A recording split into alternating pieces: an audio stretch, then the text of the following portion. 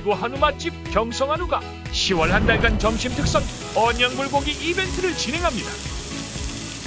가격 할인, 무한 서비스, 신선한 명품 한우와 가격에 놀라 다시 찾는 대구 한우 맛집 경성한우로 오세요. 대구를 빛내는 명소 한우의 진미 경성한우입니다. 여러분 안녕하십니까. 끝판토론입니다. 자, 주말을 뜨겁게 달구는 끝판토론, 오늘 주제는 좀 특별하게 출발하겠습니다.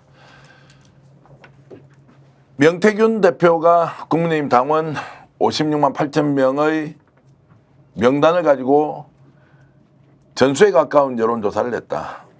그것이 비공개 상태에서 특정 대선 캠프 또는 특정 경선 캠프에 보고가 되었다. 윤석열 후보의 지지율이 압도적으로 높게 나왔다라는 것이 스픽스를 통해서 최초 공개되고 난 뒤에 여론조사 전문가들이 엄청난 문제 제기를 하고 이것은 반드시 검증을 해봐야 한다는 얘기가 쏟아지고 있습니다. 왜 PNR을 통해서 조사했던 여론조사 결과가 총 58회였는데 그것은 이제 공표 여론조사였습니다. 왜 윤석열 대통령 후보, 지금은 대통령이죠. 윤석열 후보 쪽의 지지율이 정말 높게 나왔다. 이거 뭔가 튀고 있다. 이상하다라는 문제 제기를 많이 했는데요.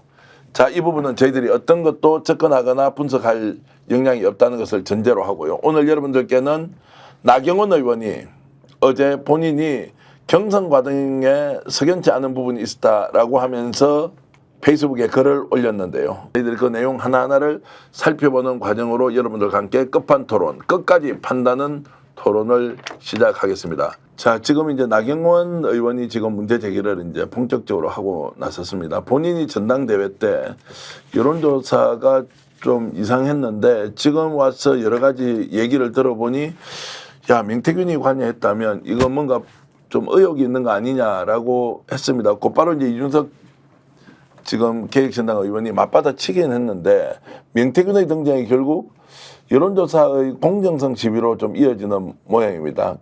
김종 박사. 이게 뭐 말씀하신 것처럼 어떤 형태로든지 가지 말아야 될 당원 명부가 사적인 개인한테 가서 여론조사로 활용이 됐었고 그 여론조사 활용과 관련해서 소위 명태균이라는 사람이 본인 스스로는 여론조사 전문가라고 얘기하고 있고 여러 가지 정황을 보면 여론조사의 내용을 가지고 정치적인 작업을 한 거잖아요, 본인이. 그러니까 지금까지 모든 많은 우리가 얘기하는 국민의힘 정치인들 중에서 뭐 윤석열 내외부터 시작해서 김종인, 이준석, 그다음에 뭐 박완주, 뭐 이런 박완수 이런 사람들 다 보면 여론조사 데이터를 가지고 얘기를 했는데 한번 생각을 해보십시오. 여론조사라고 하는 게 내 마음대로 되는 게 아니잖아요. 그 나온 데이터를 가지고 설명을 하는 건데 그 데이터를 가지고 항상 어떤 사람들을 설득했다라고 얘기하는 건 그 사람이 원하는 만큼의 내용들이 나왔다는 걸 반증하는 건데 그럴 수 있을 것인가? 그렇지 않기 때문에 어쩌면 소위 명태균 씨가 여론 데이터를 가지고 조작을 했을 수 있는 가능성이 꽤 있다라고 우리 추정을 해볼 수 있는 게 있는 거죠. 아직 뭐 전혀 사실관계가 나온 건 없습니다만 근데 여기에 갑자기 명부가 같다라는 얘기를 들으니까 그 명부를 통해서 소위 여론에 대해서 본인이 바이어스를 넣거나 아니면 그걸 통해서 어떤 다른 여론 조작이나 왜곡을 할 수 있었다라고 하는 의심을 제가 볼 때 나경원 지금 의원이 제기하고 있는 거죠. 좀 그렇다면 이준석 대표도 마찬가지입니다만 아니라고 얘기한다면 왜 아닌지에 대한 설명이 명확히 필요한 건데 제가 볼 때는 그런 내용들보다는 다른 프레임으로 넘어가기 때문에 이 부분에 대한 구체적인 내용들에 대한 확인이 필요한데 이건 저희가 개인적인 논평으로는 안 되는 것 같고 수사 내용을 통해서 그 당시 어떻게 작동했는지 알 수밖에 없는 측면이 있어서 좀 저희가 얘기하는 것 자체가 좀 매우 지금 추정의 영역이 많다 이런 말씀을 좀 전제로 깔아야 될 것 같습니다. 자, 일단 김건희 여사의 이제 보궐선거 공천 개입은 기정사실로 되는 분위기고 뭐 부정도 하지 않으니까요. 근데 이제 그 얘기가 나와서 여러 자료를 검토해 보니 자, 국민의힘 당원 명부가 이제 유출이 되었다. 유출된 이후에 이것이 혹시라도 여론을 조사하는데 악용이 된 건 아니냐라는 이제 의혹이 나오고 국민의힘 내부에서는 그 이전의 전당대회까지 지금 바로 겹쳐서 나경원 의원이 문제 제기를 합니다. 자, 일단 전문가로서의 뭐 분석 이런 걸 떠나가지고 이런 상황 자체는 좀 어떻게 보는 게 맞습니까? 그러니까 원래 시작은 저희가 이제 계속 이제 뭔가 계속 산으로 가고 덮여다 보니까 이제 본질을 우리가 계속 이제 좀 다시 바로잡고 가야 되는데요. 시작은 사실상 그 김영선 의원이 그 공천되는 과정에서 김건희 여사가 불법 혹은 부당하게 공천에 개입했다. 이거는 매우 국정농단 혹은 농락에 가까운 일이다가 이제 시작점이 된 겁니다. 네. 근데 더 나아가다 보니까 나중에 그 과정에 이 명태균 씨라는 어떻게 보면 지금 국정에 이렇게 너무 복잡한 상황에 핵 같은 사람이 나와서 지금 여론 조작까지 나온 거예요. 그러니까 지금 매우 혼란스러워요. 그러니까 저를 포함해서 지금 뭐 김종국 박사님도 여기저 방송에서 말씀하시지만 어디서 잡아야 될지 모르겠는 거예요. 과연 명태균 씨가 핵심인가? 아니면 김건희 씨가 핵심인가의 영역인데요. 일단 지금까지 지금 아까 통화의 내용을 봤을 때는요. 저는 조금 좀 모르겠어요. 저는 민주당 소속인지 모르겠지만 어떻게 국민의힘에서는 이런 일들이 자행해 온 거죠? 그러니까 이게 비단 이제 윤석열 대통령 선거에서만이 아니라 이준석 당대표 만들기부터 방금의 통화는 이제 오세훈 시장이 경선에서 어떻게 이겼냐에 대한 이야기 아닌 겁니까? 네. 근데 공적인 권한을 갖고 있지 않은 어떠한 사인이 뭐 본인 전문성이 있다고 하지만요. 이렇게 깊숙하게 그리고 너무 결정적으로 개입을 할 수 있는가. 그 납득이 사실 안 됩니다. 여기서 말씀하신 게 뭐 유선을 넣니 빼니 유선에서 이게 뭐가 유리하니 그게 뭐 오세훈한테 어떻게 유리하니 등등을 상의를 했고 실제로 그게 일어났고 어떤 어떤 분이 협상팀으로 가서 이거를 만들어냈고 이게 어떻게 공당에서 가능한 일일까요? 뭐 그 당시는 야당이라고 치지만요. 그래도 국민의힘은 대대로 이어져 온 보수당의 대표 아닙니까? 근데 어떻게 이 여론조사라는 것을 대중의 의견을 정확히 반영하고 민의를 반영하고 그게 선거로 이어지는 게 여론조사가 기본이 될 텐데요. 민주주의의 심각한 왜곡인 것입니다. 저는 그래서 좀 제가 더 나아가면요. 이거는 뭐 이게 확신은 아니지만요. 지금 이 대선 후보 과정에서 윤석열 그 당시 후보에 대해서 이런 식으로 여론이 왜곡됐고 그게 이제 발표가 돼서 국민들에게 바이어스를 준 상황이 생긴다면요. 이거는 중도에서 이재명을 찍을까 윤석열을 찍을까 하는 고민된 지점에서 상당히 영향이 있었다고 생각합니다. 그렇게 되면 이게 만약에 사실이 된다면요. 저는 이거는 대선 무효까지도 갈 수 있는 심각한 자, 상황입니다. 일단 좀 나눠서 보겠습니다. 자, 국민의힘 당내 경선에서 후보 4명이 나왔는데 자, 당원 명부를 일단 전달해 줬고 그걸 가지고 여론조사에 써버렸다는 이제 사건이 터진 거죠. 자, 요 건을 일단 먼저 보면 자, 이렇게 해서 여론조사를 통해서 결과적으로 뭔가의 잘못된 소스를 제공했다. 뭐 이제 이런 것도 있지만 대선 공정성의 문제로 바로 이어진다고 지금 얘기를 하셨습니다. 굉장히 이제 중요하고 또 충격적인 지적인데 자, 이렇게 지금 확장될 가능성도 있다 없다. 나경원 의원이 또 저 문제 제기를 했다. 이렇게 보면 어떻게 좀 저희들이 봐야 됩니까? 일단 이 문제는 2021년도 그 6월달 그 국민의힘 전당대회에 대한 내용이지 않습니까? 이 내용 자체가. 근데 이 시점이 어떤 시점이냐면 국민의힘이 탄핵의 둘레를 벗어나게 되는 중대한 계기 중에 하나가 됐어요. 이유는 뭐냐면 이준석이라고 하는 아주 젊은 보수적인 개혁적 보수를 지향하는 사람이 후보가 되는데 저희 그때 과거에 생각을 해보십시오. 어떻게 이준석이라는 인물이 여론조사에 1등을 하지? 맨 처음에 그랬어요. 아직 되게 기이하다.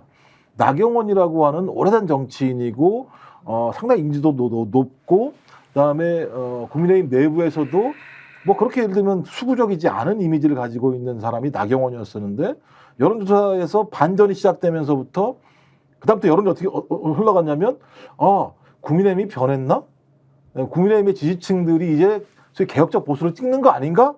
라고 얘기하면서 많은 국민들이 국민의힘의 변화에 대해서 열광했었고 특히 그 상징적인 인물로서 이준석을 생각을 했었던 건데 지금 나경원 의원 말에 의하면 첫 번째 여론조사에서 자기를 5%나 이기는 결과가 나왔다.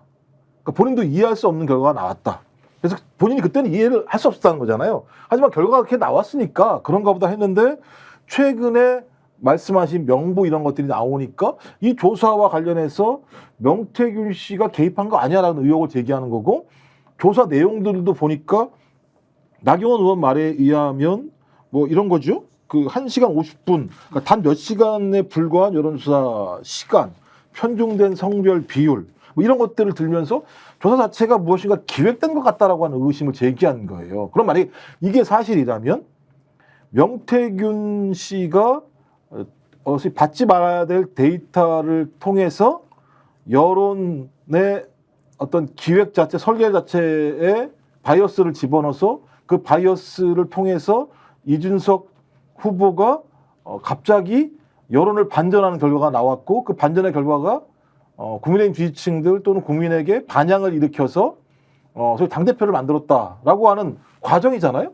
그러면 이건 아까 우리 임재현 소장님 말씀대로 정당 민주주의와 선거 민주주의에 대한 근본을 갖다가 파기한 행위가 벌어지게 되는 것이고 국민의힘 전체의 존재, 존립 자체에 대한 근본적인 의문을 제기할 수밖에 없는 측면으로 가기 때문에 저는 이 사태는 매우 중대한 거죠. 이게 그냥 나경원 의원의 문제 제기로 끝나서 사실관계가 아닌 걸로 드러나면 뭐 그거야 어쩔 수 없을지 모르겠습니다만 만약 이것이 구체적으로 사실로 등장한다면 저는 지금에 있는 국민의힘의 모습 자체는 상상해 볼 수 없는 모습이 돼버리는 거기 때문에 저는 이 사태는 매우 중대한 사안일 수밖에 없다. 아까도 말씀드렸습니다만 수사 영역이다 이렇게 생각하는 거죠. 자, 이제 시기적으로 한번 보겠습니다. 서울시장 보궐선거가 2021년 4월 7일이었습니다.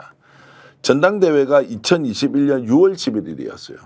그리고 이번에 유출되어 있는 그 전당원 명부를 가지고 여론조사를 했던 시점이 2021년 10월 19일, 20일, 21일입니다. 그때는 이제 순회 경선을 한참 하고 있을 때였습니다. 순회 유세를 하고 있을 때죠. 자, 이게 세 개가 이제 이어지는데 이 세 번의 기간 동안에 여론조사 또는 여론기획을 누가 했는지 이제 드러나지 않습니까? 명태균 대표가 했습니다. 자, 여기에서 첫 번째 4월 7일 서울시장 보궐선거 때는 본인이 왜 오세훈 시장이 당선됐는지에 대해서 흔적을 이제 얘기를 했고 6월 11일 날 이준석 당대표가 돌풍을 일으키면서 승리를 했는데 거기에 대해서 경쟁자였던 나경원 후보가 지금 문제 제기를 하고 있습니다. 자, 그러면 김정욱 박사 여론조사 뭐 분석도 많이 하고 이렇게 이제 경험이 많으신데 실제로 누군가 기획해서 여론조사를 기획해서 바꿀 수도 있다 이런 상상을 저는 해본 적이 없는데 어떻습니까? 그러니까 이게 예를 들면 이제 저는 이제 그 기법을 잘 모르겠는데 일단 상상할 수 없다고 말씀하시는데 상상할 수는 있죠. 그러니까 근데 예를 들면 이제 어떤 범위에 어떤 사람을 대상으로 할 거에 따라서 다 다른데요. 예를 들면 제일 좋은 게 뭐겠습니까? 계속 여론조사에 반응하는 사람들의 데이터를 가지고 계속 그 데이터 내용에 맞게 여론조사를 많이 돌리는 과정에서 특정 후보를 노출을 시키면 그 사람들 같은 경우는 그 특정 후보에 책임감을 가질 수밖에 없겠죠. 이런 방식으로 여론조사를 하는 뭐 임재현 소장님이나 이제 전화 이제 출마를 준비하다 보니까 이제 그런 부분에 대한 그러니까 외국 소지역의 단위에서 가능할 수 있는 겁니다만 지금 얘기한 거는 소위 58만 개의 당원 명부를 가지고 그 여론조사를 통해서 확인할 수 있는 내용들을 특정 후보에게 유리하게 가공을 했다라고 하는 얘기일 수밖에 없는 거잖아요. 근데 말씀하신 것처럼 제가 그 내용을 보니까는 사람 뭐 앞에 있는 성도 나오고 번호도 나오고 이런 상황을 추정해 보면 전 당원들의 여론조사를 몇 번만 하게 되면 그 사람의 특징들을 뽑아낼 수 있다는 생각이 들어요. 이게 무슨 그냥 가상의 번호 같은 경우도 따지고 보면 그 번호에 대해서 번호만 정확히 추적을 해낼 수만 있으면 그것도 알 수 있는 거기 때문에 근데 그걸 가지고 와서 했다면 큰 문제가 있습니다만 첫 번째 저는 그 오세훈 서울시장의 보궐선거 같은 경우는 제가 볼 땐 전체 선거의 내용이라기보다는 단일화 과정에서 지금 어떤 형태로든지 룰 그렇죠. 미팅에 도움을 줬다라는 거 아니겠습니까? 그 안철수 이제 오세훈 간의 네. 단일화 과정 그 이전에 또 그 오세훈으로 국민의힘 후보가 되는 것 뭐 이거 이제 이어져 있죠. 예, 근데 이제 이 녹취 내용을 보면 저는 여기에서는 제가 볼 때 명태균 씨가 좀 과장하는 것 같아요. 네. 당연히 저기 보수적인 국민의힘 지지층 같은 경우 유선 번호를 많이 넣으면 저 65세 이상의 노인층과 전업주부분들이 많이 계시니까 이분들 같은 경우 반응도를 높이기 위해서 그렇게 하는 것들은 전 당연하다. 이게 꼭 명태균 씨야지만 나올 수 있는 방법이 아니라 막 국민의힘 내부에서 이런 방안을 가지고 있을 거라는 생각이 들기 때문에 이때는 잘 모르겠어요. 그리고 또 이때 정권 심판 바람이 엄청나게 많이 서울에서 불었기 때문에 요건 좀 뺄 수 있다는 생각이 드는데 나경원 의원이 제기하고 있는 당내 경선 문제와 관련해서는 전 충분히 그럴 수 있는 개연성들이 보인다라는 네. 생각이 들고요. 아까 말씀드렸던 첫 번째 여론조사인데 갑자기 5%의 차이가 난다라고 하는 부분들. 근데 실제로 나중에 보면 어떤 게 벌어지게 되냐면 당원 투표에서 지잖아요. 이준석 네. 후보가. 저요, 당원에서. 국민 여론조사를 엎은 거거든요. 예, 맞습니다. 그러니까 이 데이터를 쭉 한번 봐야 될 것 같아요. 근데 지금 이 내용들을 보면 또 그렇지 않은 정황이 나오기 때문에 여론조사에 가공을 했을 거라고 하는 의심을 전 나경원 의원이 충분히 가질 수 있을 거라 생각이 들죠. 그럼 나경원 의원은 화나겠죠. 내가 그때 당대표가 됐으면 완전 상황이 바뀌는 거잖아요. 근데 이 돌풍이라고 하는 것 자체에 여론조사 바이어스가 들어가서 그게 다시 여론을 만드는 게 됐다면 저는 이건 중대한 제가 볼 때는 분노 지점이며 당내에서 아마 좀 한동훈 대표도 이거 지금 한다는 거 아닙니까? 조사? 조사를 한다고는 이제 얘기는 했습니다. 예. 그럼 좀 조사를 해서 뭐 만약에 나오게 된다면 저는 이게 만약에 사실로 드러나면 이준석 의원 정치하기 어려운 거 아닙니까? 자, 이건 이제 좀 구분을 해야 되겠습니다. 네. 지금 중앙선관위에 위탁이 되어서 하고 있는 당내 경선 또는 대선 후보 경선과 관련해서는 그 여론조사 결과는 최종적으로 어떤 후보가 당선되는지 여부에 대한 판단을 내리니까 이거 자체는 일단 문제를 삼을 수 없을 것 같고, 다만 언론사에서 여론조사를 통해서 계속 추이를 국민들에게 알려주지 않습니까?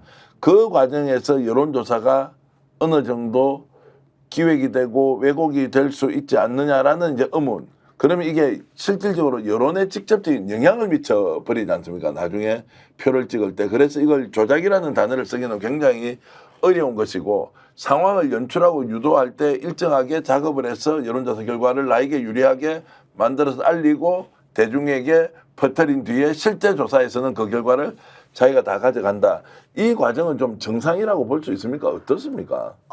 저도 뭐 선거를 이번 총선에서 나가서 봤지만요. 네. 여론조사를 할 때 그 공식적으로 우리가 쓰는 직함도 굉장히 예민해야 돼요. 만약에 뭐 6개월 이내에 쓴 직함은 안 되고, 뭐 무슨 그냥 저 같은 거 민생경제연구소장을 못 씁니다. 그러니까 뭐 임의단체이기 때문에 못 쓰거든요. 비영리 임의단체. 뭐 이런 기준이 매우 철저하게 되어 있어요. 그러니까 그 말인즉슨, 그러니까 우리 여론에서 국민들이 봤을 때 이 사람을 딱 들었을 때 신뢰할 수 있는 정보를 줘야 되기 때문이거든요.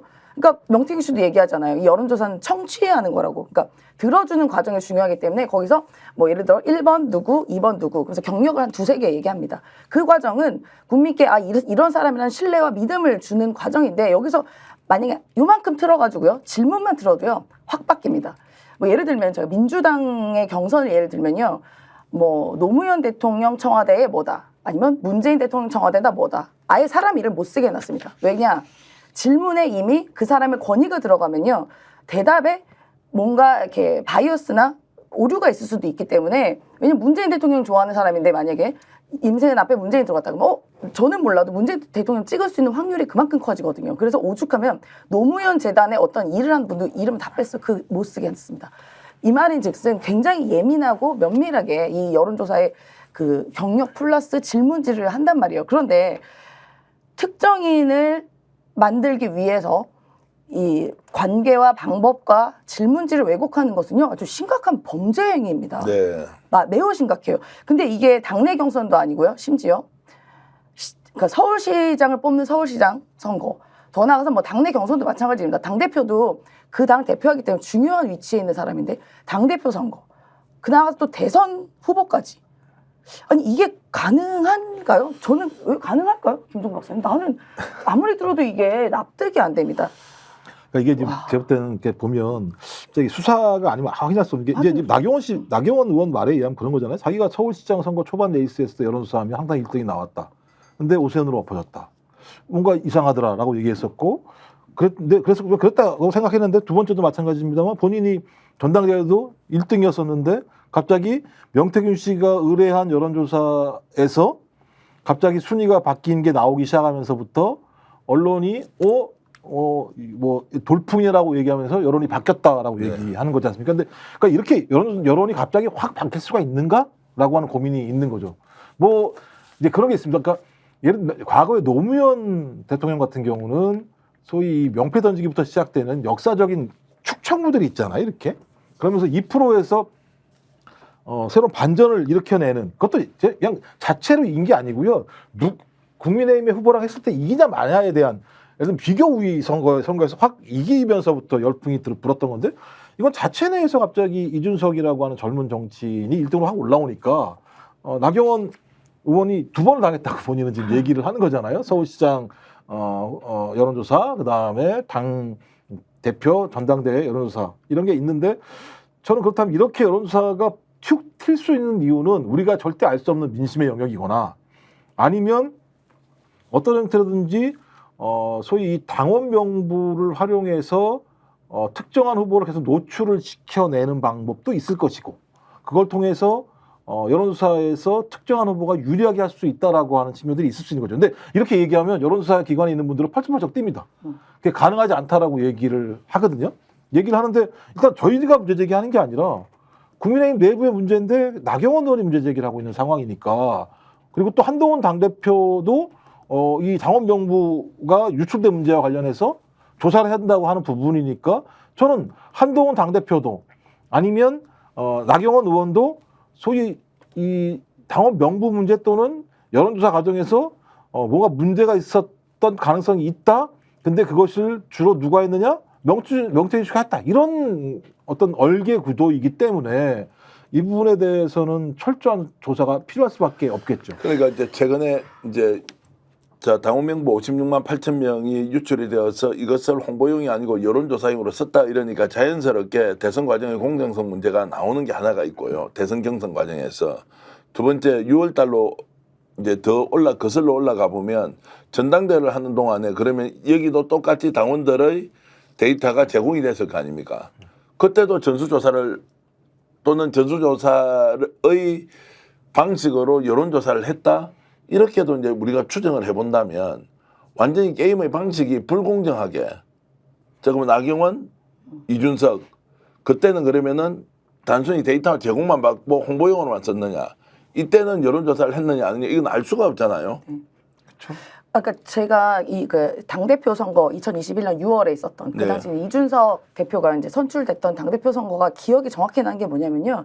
그때 제가 청와대에서 있을 때였는데 당시에 어쨌든 그 야당의 대표를 뽑는 선거 아닙니까? 그러면은 청와대에서도 굉장히 주의해서 지켜봐요. 경선 과정부터 쭉. 왜냐면 어쨌든 국정 운영의 파트너로서 야당을 대해야 되고 뭔가 청와대나 정부에서 정책을 추진할 때 이쪽에서 반대되는 상황을 뭔가 타개하기 위해서는 누가 대표되는 것을 면밀히 사실 관찰을 해야 되거든요. 그래서 쭉 지켜봤었을 때 그 당시 경선 과정에서 어느 정도 예상을 한 게 나경원 대표가 되겠다라는 게 어느 정도 이제 전반적인 그 추측이었어요. 그래서 나경원 후보 같은 경우는 요런 걸 추진하고 문재인 정부에 대해서 이런 걸 반대한다 등에 대해서 주도 면밀하게 좀 봤던 것 같아요. 근데 갑자기 이준석 대표가 확 돌풍을 일으켜서 사실 저희도 깜짝 놀랐던 기억이 납니다. 근데 물론 이준석 대표를 제가 폄하하는 게 아니라 그때도 놀래서 저희가 다 와 이준석 대단하다 그러면서 야 민주당은 저렇게 젊은 사람 나오면 그냥 바로 컷오프일 텐데 저런 사람이 또 대표까지 될 수도 있겠구나라는 놀랬던 기억이 나요. 근데 그게 만약에 정말 이런 여론 조작이 가미된 것이었다면요. 왜 심각하다고 말씀드리냐면 그렇게 되면 국정에 대한 정책이나 사회 현안에 대한 여러 가지 비전이 바뀔 수도 있습니다. 야당의 대표가 이렇게 이 사람 바뀌게 된다면요. 그래서 이 부분이 저는 그러니까 단순히 당내 경선에서 나경원 후보가 됐냐, 이준석 후보가 됐냐의 문제가 아니라 전반적으로 국정의 흐름이 바뀔 수도 있는 매우 중차대한 일이거든요. 그래서 제가 아주 기억이 납니다. 저희들이 이 토론을 하는 것은 뭔가 확실한 증거가 있어서 하는 것이 아니라 지금 흐름상 나오는 몇 가지의 팩트가 납득하기 어려운 수준으로 가고 있다 이런 생각이 듭니다. 자, 당대표 경선에도 과연 공정성이 확보되어 있었느냐 그리고 대선 내부 경선 과정에서는 공정성을 의심할 만한 당원 명부로서 지금 여론조사를 했다는 내용이 나오고 그러면은 그 이전 거는 문제가 없었느냐 조금 전에 녹취에서 보셨지만 서울시장 선거 과정에서는 기획을 나름대로 명태균 씨가 했다. 자, 이런 것들이 이제 이어지면서 앞으로 벌어질 더 큰 일, 우리가 모르는 새로운 사실이 드러난다면 오늘 토론하는 것이 굉장히 의미가 있을 것이다. 그리고 국민의힘 내부에서 나경원 의원이 그때 이상했다라고 하는 이 내용에 대해서는 충분히 누군가가 해명을 해야 오해가 생기지 않는다는 정도로 해서 뭐 우리가 단어를 쓸 때 뭔가 여론 조작이다 또는 뭐 이런 쪽으로 가서는 될 건 아닌 것 같고요.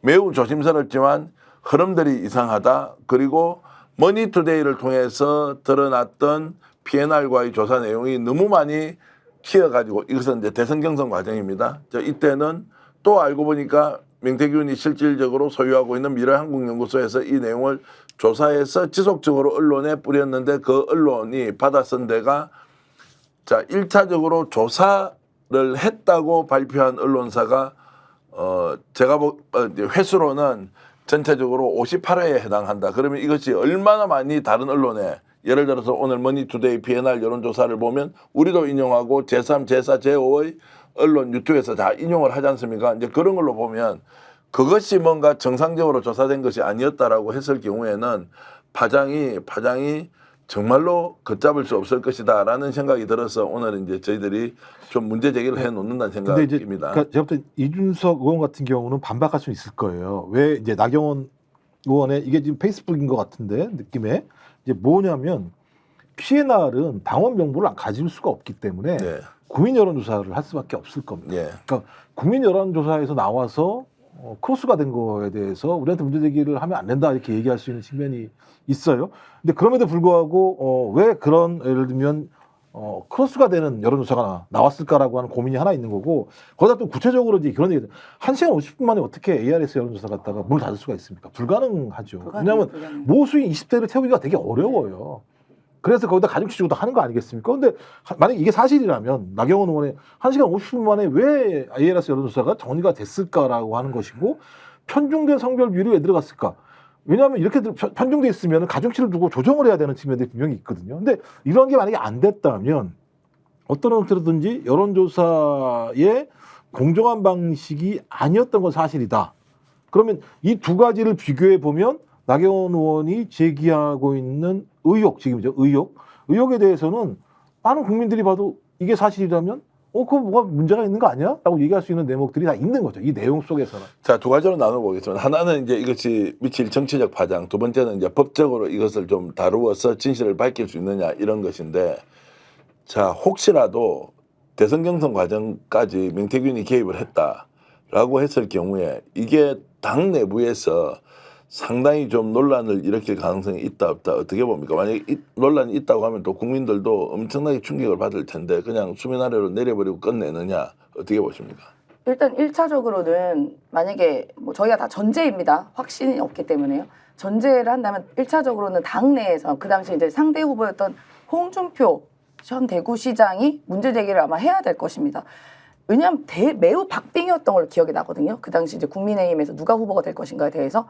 그래서 사실 그때 저는 민주당에 있는 사람으로서 홍이냐 윤이냐가 예측이 사실 안 됐었어요. 일반 여론조사는 네. 계속 지금 홍준표 후보가 더 앞섰습니다. 네. 그리고 이제 그 당시 홍준표 후보 같은 경우는 뭔가 이제 오랫동안 정치를 했었기 때문에 뭐 조직이나 이런 부분이 뭐 그 사람 튼튼하다 안 하긴 하지만 그래도 기본으로 깔려 있는 베이스가 있고 그리고 홍준표 그 당시에 후보가 홍카콜라라고 하는 유튜브 채널을 개설하면서 뭔가 젊은 팬덤이 생겼었어요. 그래서 이렇게 뭔가 이렇게 되게 엎치락뒤치락하면서 계속 우위를 약간 유지를 했었습니다. 근데 사실 윤석열 후보 같은 경우는 뭔가 약점이 많았죠. 뭐 이른바 김건희 씨 관련해 도이치모터스 사건 주가 조작 얘기나 계속 있어왔고요. 그리고 또 하나는 보수가 가장 싫어하는 어떻게 보면 문재인 정부의 검찰총장이었다는 게 가장 큰 아킬레스건이어서 사실상 홍준표 후보가 된 게 굉장히 유리했던 그런 국면이 있었거든요. 그런데 윤석열 후보가 딱 됐단 말입니다. 그러면 1차적으로는 이 당내 경선에서 이런 여론의 이런 이렇게 공정하지 않은 여론이 있었다면 그것도 매우 심각한 당심 왜곡이 있을 수도 있는 것입니다. 그리고 또 하나는 이건 전반적으로 이제 국민 입장 그리고 또 민주당 입장에서 보면요. 사실 홍준표 후보가 됐든 윤석열 후보가 됐든 저는 뭐 예측은 안 됩니다만 이런 건 있죠. 마치 윤석열 보수 입장과 그러니까 민주당을 싫어하는 사람들 입장에서는 윤석열 후보가 되면 저 문재인 안 그래도 싫은데 문재인 사람이 되니까 더 좋다라던가 저 문재인이나 이재명 빨리 감옥 보낼 사람 왔네 라던가 또 하나는 그 윤석열 후보에 대한 기존 이미지, 아 살아있는 권력을 수사하는 사람이구나. 그럼 공정하겠나라는 그런 이미지가 압축이 돼서 그런 여론을 만들었었습니다. 그리고 우리 국민은 새롭게 탄생한 사람 되게 좋아하거든요. 약간 그 일반적 그런 게 있어요. 새롭게 막 확 갑자기 치고 올라와서 갑자기 평범했다가 영웅이 되는 이런 스토리를 좋아하는데 윤석열 후보는 뭐 저는 인정하고 싶지 않지만 어쨌든 평범한 검사에서 갑자기 대선 후보가 된 사람이라서 그러한 그 어떻게 보면 후광도 사실 뭐 이건 무시할 수 없는 네. 상황이거든요. 그러니까 저는 제가 계속 얘기하는 게 이러면 대선 무효까지 갈 수 있는 상황 아니냐. 여론을 심각하게 왜곡한 일 아닙니까? 중간에서 만약에 본다면요. 자, 이제 이렇게 해서 이제 공짜 여론조사 또는 당원 명부 유출 후 여론 26만 명에 대한 여론조사, 11만 명, 13만 명, 그러니까 한 25만 명에 대한 여론조사, 이제 이름에도 불구하고 검찰이 즉각적으로 불법 혐의가 있는데도 수사를 하고 있지 않습니다. 조금 전에 법적 판단을 받아야 한다, 수사기관의 수사가 불가피하다고 했는데 지금 여기에 대해서는 소위 말하는 수사기관이 움직이지 않고 있습니다. 이건 어떻게 봐야 됩니까? 대통령 입장에 나와야죠. 이미 뭐 나왔지 않습니까? 명태균은 뭐 9월 번밖에 이후에 안 하죠. 2021년 9월 이후에 안 만났다 그랬는데 실제로 이번에 드러난 거는 10월 중하순에 10월 하순에 여론조사를 전당원 데이터를 가지고 여론조사까지 했는데 대통령이 모른다라고 한 게 이제 거짓말이 돼버렸습니다. 그러니까 제가 말하는 그 용산이 처음으로 시도했던 것 자체가 먹혔다면 네. 제가 볼 때는 그걸로 덮고 가려고 했었겠죠. 다시 먹히지 않는 상황이니까 제가 볼 때는 검찰이 뭘 할 수가 없는 거죠. 방향을 알 수가 없는. 그러니까 용산도 방향을 모르는 거잖아요. 아니 지금. 언제부터 대한민국 검찰이 대통령 오더를 받고 수사를 하고 수사를 안 하고 이렇게 합니까? 지금도 그러고 있는 거 아닙니까? 황제조사는 가능한 거였습니까? 그러니까 네. 말씀은 이제 아예 이제 검찰은 편파적이라는 전제로 이 사람들이 불리하니까 수사 안 할 거다라고 이제 전제를 해버리시는 그러니까 제가 거죠. 놀란 건 공수처 같은 경우 수사 사부에다 배당을 합니다. 예. 거기 제가 볼 때 산더미처럼 쌓여 있는 데입니다. 네. 거기가 뭐 어떻게 더 수사를 할 수 있는 상황이겠습니까? 거기다 더 던져 놓습니다. 그러니까 저건 언제 갈지 모르는 거예요. 그냥 배당을 해야 되니까 배당을 해놓은 거라고 보는 거고 검찰은 다 아시겠습니다만 지금 명품백 무혐의 종결시켰죠. 지금 도이치모터스 같은 경우도 종결시킬 것 같으니까 한동훈 당대표가 기소해달라고 계속 주장하고 있는 거 아니겠습니까? 근데 거기다가 지금 이 나오는 이 사건도 마찬가지입니다만 윤석열 내외와 명태균 씨의 관계를 밝히는 문제예요. 근데 검찰이 여기에 매우 강력하게 강제 수사에 돌입하게 되면 어떤 문제가 발생하겠습니까? 아, 이제 대통령 권력 흔들려. 검찰도 더 이상 막을 수 없어라고 갈 수밖에 없지 않겠습니까? 근데 지금 누가 있습니까? 민정수석이 남아 있습니다. 새롭게 검찰총장이 들어가 있습니다. 그러니까 지금 최대한 막겠죠. 최대한 이걸 막으려고 할 거라는 생각이 들고 또 하나는 지금 나오고 있는 이 예를 들면 당원 명부부터 시작을 해서 나경원 의원의 문제까지가 좀 프레임을 좀 흐리는 측면은 분명히 있어요. 문제의 본질은 2022년도 소위 대선 후보 경선 과정에서 정치자금 수수가 사실인가 아닌가. 2022년 보궐선거 과정에서 대통령 또는 대통령 부인이 소위 창원 의창 보궐선거에 공천 개입했는가 안 했는가.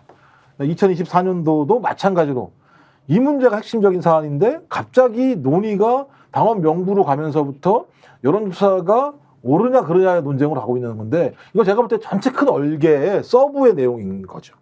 자, 그렇게 볼 수도 있지만 김건희 여사가 공천 과정에 개입을 했다는 것은 제 표현으로는 기정사실이라고 좀 말씀드렸던 게 반발이 없다. 당사자의 주장이 명확해 보인다 이거고요. 이거를 이제 따져보니까 놀랍게도 그 이전에 경선 과정에서 여론조사가 이상하다라고 하면 이제 대선 원판에 대한 문제가 이제 나와버리는 거예요. 그래서 이게 이제 본질을 희석하는 거냐 아니면 본질의 덩어리가 훨씬 더 커지느냐는 것은 보는 시각에 따라 좀 다를 것 같은데 자, 이 경우에도 수사를 하고 있지 않은 상황에서 여전히 언론에서 또는 유튜버가 이거 추적 취재해서 사실 이건데요 밝혀주세요라고 하는 것이 얼마나 제한적입니까? 오늘 저희들이 토론을 하면서도 확정적으로 무언가 얘기할 수 없고 모든 걸 추정치로 얘기를 할 수밖에 없는데 사안의 중대성으로 보면 너무너무 심각한 일이 벌어졌을 수 있다. 나경원 지금 의원조차도 이 문제를 제기하고 있다라고 했을 때 이것이 갖고 있는 정치적 이제 파장 그리고 이것이 반드시 수사를 통해서 밝혀져야 한다는 이 내용을 과연 누가 해결할 수 있느냐, 감당할 수 있느냐 이런 질문을 김 박사님께 좀 드리는 겁니다. 아까 그러니까 제가 볼 때 이제 저희가 얘기하는 덩어리는 엄청나게 크지만 예. 실제로 검찰이 수사할 수 있는 내용은 소위 정치자금법 위반 여부예요. 예. 그다음에 공직선거법 위반 여부입니다. 근데 공직선거법 위반 여부 같은 경우도 마찬가지입니다만 저는 2022년도 2024년도 총선만 얘기할 수 있어요. 왜냐하면 공소시효가 6개월밖에 안 되기 때문에 대통령이 되면서 공소시효가 딱 그 당시에 이제 중단이 되는 상황이니까 그 문제만 걸리거든요. 그럼 검찰이 수사할 수 있는 내용은 정치자금을 부정하게 수수했는지 여부밖에는 다른 걸로 걸 수 있는 방법이 별로 없는 거죠. 그러니까 제가 볼 땐 정당도 마찬가지인데, 그러니까 만약에 여론조사와 관련해서 뭐가 걸린다고 치면 걸리는 사람은 누굽니까? 명태균 씨입니다. 이게 예를 들면 윤석열 대통령 내외가 걸리는 것도 아니고요. 그냥 명태균 씨만 걸리는 거예요. 이분과 관련해서는. 근데 이제 그 이후에 나와 있는 저희 이 대선 과정에서 정치자금에 대해서 그러니까 보고를 받았냐 안 받았냐 이 여부 문제이기 때문에 이 조사가 들어가게 되면 말씀하신 것처럼 서울시장 선거 문제가 걸리고 두 번째가 그 2021년 전당대회 문제가 걸리는 거잖아요. 그럼 수사가 분산될 수 있는 가능성이 있겠죠. 이 부분과 관련해서. 어차피 이거 문제제기가 한 게 있으면 이 두 가지를 갖다가 압수수색하는 조사를 해야 되는 상황이니까요. 또 이 세 번째 대선 과정에서도 또 이 경선 과정이 불거지는 거죠. 말씀하신 것처럼 이 두 가지가 연동돼서 2022년도 대선 경선 과정에 대한 것과 연결될 수 있는 증거가 나온다면 이게 수사가 유의미할 수 있을지 모르겠습니다만 그 고리를 제가 볼 때는 검찰이 연결을 시킬 거냐, 연결을 시키지 않을 거라 생각이 들기 때문에 제가 좀 우려하는 대목이 있다고 말씀드립니다. 자, 수사를 하더라도 굉장히 이제 어려운 부분이고 이게 이제 기획을 어디까지 인정할 것이며 조작의 부분이 무엇이냐, 데이터 자체가 손상이 됐다, 오염된 데이터 자체를 알심을 쓸 가능성도 있다. 이제 이런 것까지 포함하면은 정말 밑도 끝도 없는 이야기인데 오늘 이 지금 이제 주제를 통해서 야, 정말 상상하지 못하는 일이 국민의힘 내부에서 벌어졌을 수도 있다. 그렇다면 이것을 어떻게 입증하고 수사해서 진실을 밝혀낼 수 있겠느냐라는 매우 어려운 질문을 던지는 것이고요. 자, 이것이 이제 향후에 전국에 과연 이제 어떤 파장으로 몰고 갈지는 좀 더 지켜봐야 하는데 결국 열쇠는 누가 가지고 있느냐? 명태균 씨가 가지고 있다. 명태균 씨가 진실을 밝히면 굉장히 빠르게 우리가 사실을 확인할 수 있을 것이고 이것을 묻어버리는 순간 미궁에 빠지는 일종의 사건처럼 정리될 수도 있겠다는 생각이 드는데요. 역시 이제 명태균 씨, 강혜경 씨가 이번에 언론에 얼굴을 스픽스를 통해서 노출하고 난 뒤에 이제 이 문제가 수면 아래서 여러 언론이 이제 취재를 하고 있다가도 실체적으로 진실이 뭔지 잘 몰랐는데 일단 수면 위로 올라오고 나면서 굉장히 확장되는 속도가 좀 빨라지는 것 같습니다. 이제 11일 날 국회에서도 21일이죠. 국정감사 이제 직접 나오고 또 김영선 그리고 명태균 씨도 같이 나오라고 이렇게 이제 지금 뭐 요청을 하고 있더라고요. 이제 이것이 이제 일파만파 계속 확장되고 있는 거죠. 그러니까 뭐 저도 국민들은 명확히 아는 것 같아요. 그러니까 강혜영 씨는 거짓말을 해야 될 하등의 이유가 없어요. 그리고 이분은 자기의 불이익을 무릅쓰고 여기 스픽스의 얼굴을 보여주면서 소위 공익적인 제보 사항들을 다 말씀을 하신 거예요. 그러니까 많은 국민들이 봤을 때 아 이건 진짜 뭐가 문제가 있다라는 것이 사실이구나라고 하는 것이 밝혀졌고, 근데 이 밝혀진 사실의 핵심적인 내용은 지금 현직 대통령 내외가 걸려 있는 문제입니다. 그러니까 지금까지 많은 국민들이 국정 운영을 왜 이런 식으로 하지, 왜 이따구 식으로 하지, 대통령 부인은 어디까지 개입돼 있는 거야, 부의원이 누구야, 이런 논쟁이 붙었었는데 최근의 상황을 보면서 강혜경 씨의 어떤 진실된 자기 어떤 내용들에 대한 설명을 통해서 구체적으로 하나하나 밝혀낼 수 있는 스모킹건이 만들어지고 있다고 판단하는 거죠. 전 그렇다면 이 부분과 관련해서 검찰, 공수처 전 이런 데 할 수 없다고 생각합니다. 저는 특검을 통해서 이 수사를 명백히 밝혀내야 된다. 왜냐하면 특검이라고 하는 건 3개월 내에 일단 결정이 나요. 그러니까 연장하지 않는 한. 그러면 지금까지 이 문제가 특검을 통과시키면 4개월에서 5개월 내에 이 문제에 대한 실체적 진실이 밝혀질 수 있게 되는 것이고, 이 실체적 진실이 밝혀졌을 때 기억나십니까? 2016년도 그 헌재에서 탄핵 그 판결할 때 탄핵을 함으로써 가질 국민의 이익과 탄핵을 하지 않음으로써 가질 국민의 이익에 대한 판단을 했던 거잖아요. 그래서 결론적으로 탄핵을 했을 때 국민의 이익이 더 크다라고 판단했던 결정이 있는 것처럼 저는 빠른 시일 내에 특검을 통해서 소위 6개월 이내에 이 문제에 대한 매듭을 져야 된다. 왜? 아니, 불법을 저지른 대통령 내외가 국정을 운영한다는 게 상식적으로 말이 되는 거겠습니까? 그건 밝혀내야 되는 거죠, 무조건. 그 특검도 네, 지금 저희가 뭐 김건희 특검, 뭐 최상병 특검 이렇게 계속 올리는데 어쨌든 또 거부권 행사할 겁니다. 근데 지금 같은 경우는요, 이거는 이 건만 이렇게 명태균 특검을 그냥 제가 얘기를 해볼게요. 요 건만 해서 명태균 씨의 핸드폰 포렌식만 봐도요, 금방 끝날 것 같습니다. 네. 여기에 얼마나 그 김건희 씨나 윤석열 대통령이 개입이 되어 있는지가 확인이 될 것 같고요. 또 하나는 그 거기서 예전에 그 강혜경 씨가 뭐 오빠한테 전화 왔죠? 잘 될 거예요 라고 이야기한 적 있지 않습니까? 근데 저도 제가 알기로는 김건희 씨가 남편을 오빠라고 안 부르는 걸로 알고 있거든요. 네. 보통 뭐 아저씨라고 부른다던가 뭐 이렇게로 알고 있어요. 그래서 오빠라고 했는데 아마도 뭐 주진우 기자 취재해서 그 과정에서 아마 오빠가 실제 친오빠인 김진우 씨 아니냐는 얘기까지 나왔습니다. 네. 그러면 이게 확장되는 거죠. 이제 완전히 김건희 가족 게이트로 확장이 되는 겁니다. 네. 그럼 김건희 씨 가족, 뭐 최은순 씨는 뭐 예를 들어서 잔고 조작해가지고 거기 또 김건희 씨 친구랑 뭐 이렇게 공모했던 게 있었고요. 그럼 김진우 씨도 얼마 전에 보도에 그 국정 회의할 때 들어온다는 얘기가 있었습니다. 대통령실에요. 그런데 이번에 공천까지 만약에 관여가 됐다? 근데 그 과정에서 뭔가 금전적인 거래나 혹은 뭐 이득이 거래가 됐다 하면 이거는 말할 수가 없는 거죠. 이건 역사에서 길이 남을 일일 것입니다. 아마도. 이 말씀을 들으면서 참 임선 소장의 촉은 대단하시다. 지금 이런저런 이야기 이제 돈 문제까지 나올 수 있다. 오빠가 김건희 여사의 오빠였다라는 얘기까지 있는데 확인돼야 될 내용이 국민 여러분 이렇게 많습니다. 자, 민주당 국민의힘 대통령 후보 경선 과정에서 당원 명부 56만 8천 개가 유출이 되었고 이걸 여론조사에 직접 썼는데 그 여론조사 내용이 어떻게 활용됐느냐는 것 하나, 그 원 데이터가 또 혹시 어떻게 활용됐느냐는 것 두 번째, 따지고 보니까 그러면 전당대회 여론조사는 누가 했던 것이냐? 거기도 명태균 미래한국연구소의 실질적 대표가 관여했다. 일파만파로 자 대선 그리고 국민의힘 당대표 선거까지 이렇게 이어지고 있는 상황입니다. 매일 따라가기가 힘들 정도로 새로운 정보가 쏟아지는데요.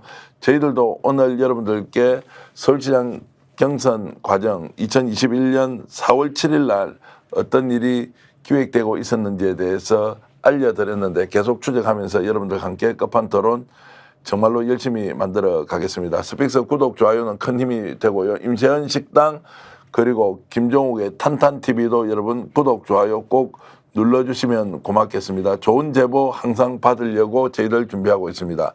제보가 힘드시고 또는 제보 내용이 저희들이 다룰 수 없는 것이라면 여러분들이 스픽스에 나와서 직접 자신의 주장을 할 수 있는 공간도 만들어 드리겠습니다. 스픽스 열심히 달려갈 것이고요. 인력도 그리고 여러 가지 여건이 굉장히 부족한 상황에서도 조금 방송 구성 자체가 지상파 종편에 비해서 떨어질 수는 있는데 중요한 것은 실책 진실을 위해서 열심히 달려가고 확보하고 있는 내용은 여러분들과 항상 공유할 그런 뜻을 가지고 함께 나누고 있다는 사실을 알아주시면 더 고맙겠습니다. 오늘 끝판 토론 김종욱 박사님, 임지연 소장님 정말로 고맙습니다. 시청자 여러분 인사드리겠습니다. 안녕히 계십시오. 아니 왜 아직도 3년간 같은 통신사 인터넷 계속 쓰고 계세요? 인터넷 가입 시 48만원 무신 경종 시 추가 혜택이 주어집니다. 인터넷 비교원 통해 인터넷 가입하고 지인에게 홍보해주세요. 지금 네이버에 인터넷 비교원 검색 후 3초만에 감동한 거 비교해보세요. 인터넷 비교원. 대구 한우 맛집 경성한우가 10월 한 달간 점심 특선 언양 불고기 이벤트를 진행합니다.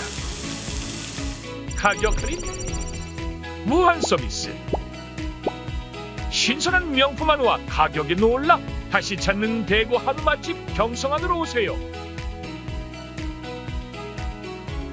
대구를 빛내는 명소 한우의 진미 경성한우입니다.